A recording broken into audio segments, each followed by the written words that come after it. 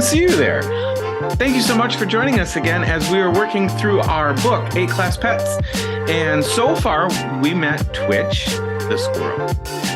He got into the building and was chased by a dog and found green eggs and hamster in the first grade classrooms.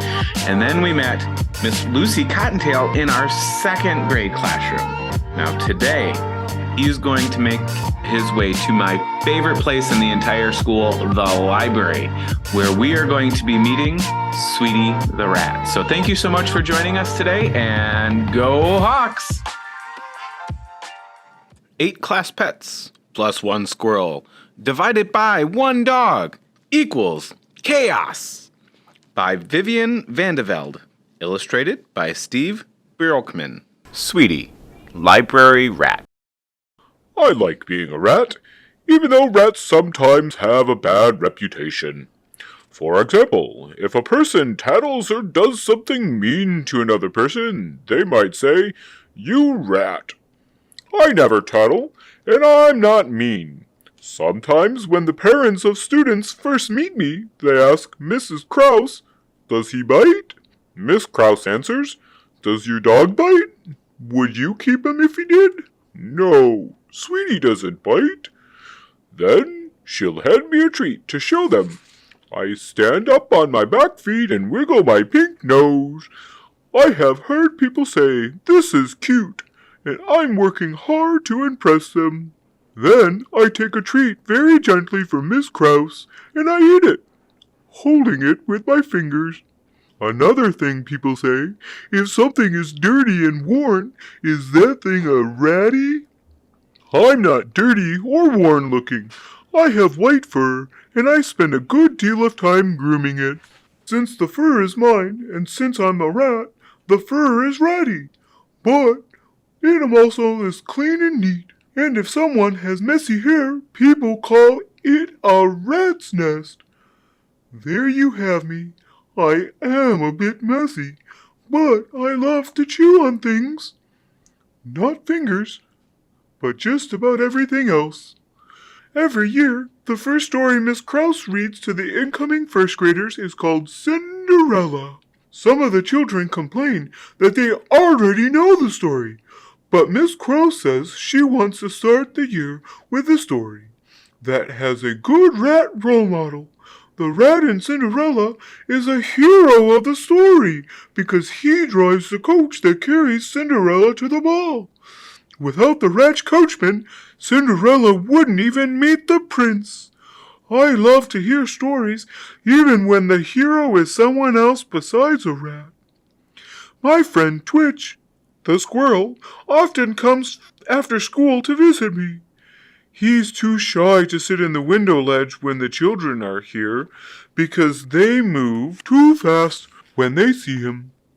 Twitch calls me cousin and tells me stories about outside. I tell him stories made up from bits and pieces of the ones I've heard from Miss Krause and the children. In my stories, the hero is often a rat. In Twitch's stories, the bad guy is always an owl. One day Twitch came, not to the window ledge, but running into the library. "Help!"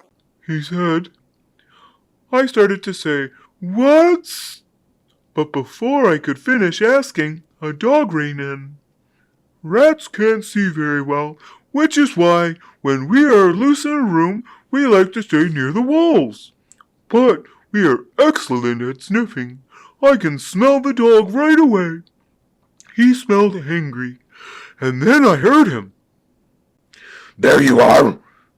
The dog barked at Twitch. "You'll make a super tasty supper!" In stories, that would be called showing a character's intentions. I guess owls aren't the only ones who can be bad guys in Squirrel's story. Twitch ran up the leg of the table where my cage sits.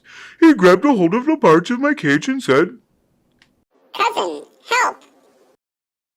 "Back off!" I yelled at the dog, trying to make my voice big and fierce. The dog was not impressed. His barks were a lot scarier than my squeaks. He jumped at us.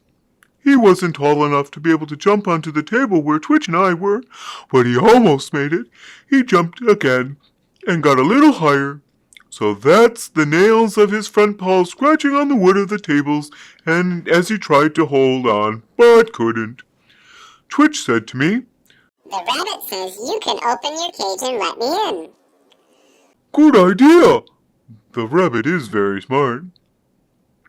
I jiggled the latch. The dog jumped again. His front parts landed on the table, but the weight of his backhand made him slide off again. For a moment, he got tangled up on his own long leash. But only for a moment. He took a few steps away to get a running start. Twitch, I said. Let go of the door. I can't swing it open with you holding on. Twitch let go. I swung the door open, and Twitch ran in. I slammed the door shut. Whew! Safe. The dog leaped, and this time he landed on the table.